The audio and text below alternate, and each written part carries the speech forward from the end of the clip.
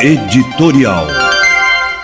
Ontem me mandaram um e-mail sobre duas empresas que lideram o ranking da limpeza e conservação de órgãos públicos em nossa capital. Neste país, aonde se toca o dedo no serviço público, tudo que se encontra são esquemas, facilitações, corrupção e milhões de reais drenados de forma esperta, de maneira a beneficiar empresas ou pessoas, transformando as verbas públicas num saco sem fundo, num pandemônio aonde quem está de fora quer entrar e quem está dentro não quer sair.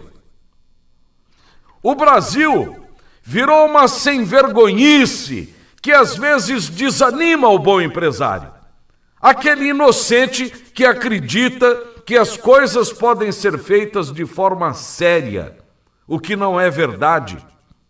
E para isso, basta verificar o quanto algumas empresas acabam bafejadas pela sorte, ganhando tudo e deixando as outras, muitas vezes melhores e mais honestas, a ver navios. Quando falo sobre o setor de limpeza e conservação, digo porque acho muito esquisito que um mercado grandioso como esse só tem em nosso estado duas empresas dominando esse setor.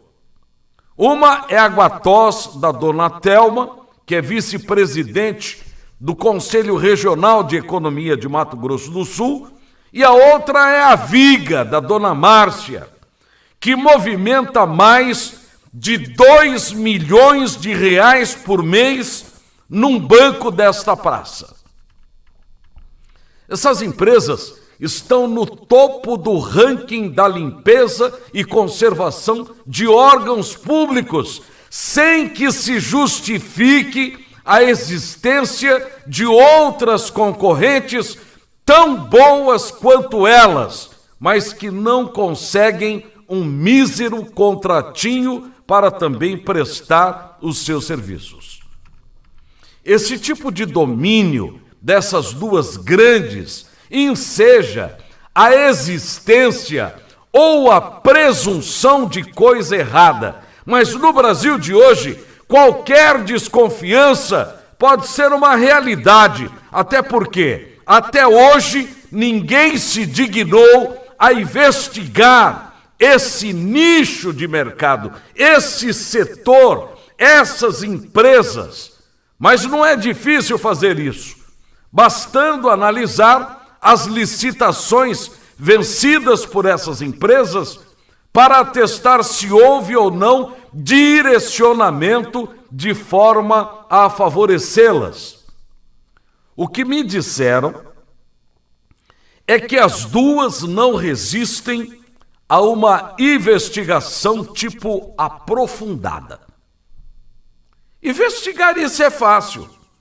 Basta ver as aditivações contratuais que sugerem aquele joguinho manjado da empresa ganhar licitação com preço lá embaixo, trabalhar alguns meses perdendo dinheiro e depois ganham aditivações milionárias, se tornam fortes, passam a tapar o rombo que produziram e a ganhar muito dinheiro. Isso é uma prática quase normal nos serviços públicos, mas impede de forma criminosa a livre concorrência e burla a lei que parece ser tão feroz quando lida e traduzida no papel, mas incapaz de fazer frente à criatividade humana,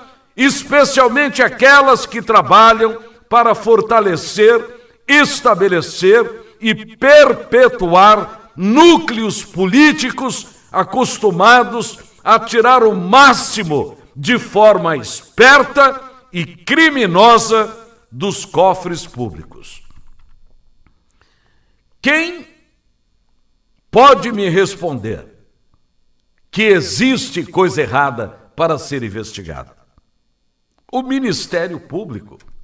Claro, o Ministério Público. Como o dono de uma dessas empresas tem e mora numa mansão no mais luxuoso condomínio desta capital, será que uma empresa de limpeza e conservação rende tanto dinheiro assim? Ou essa empresa está se servindo a grupos políticos ou à corrupção? Nada contra, mas o sonho de qualquer um que faz coisa errada hoje em dia é morar num desses luxuosos condomínios, que me perdoem as pessoas honestas que neles residem. E se duvidam do que estou falando, é só parar um camburão da Federal na porta de um deles, que muita gente nem entra, fica com medo de terem descoberto agora uma nova bronca. Não é possível que não existam concorrentes à altura dessa terceirização de limpeza e conservação de órgãos públicos. Mas para nós da imprensa, resta levantar a lebre e quem quiser que vá atrás, porque o Ministério Público é pago para isso.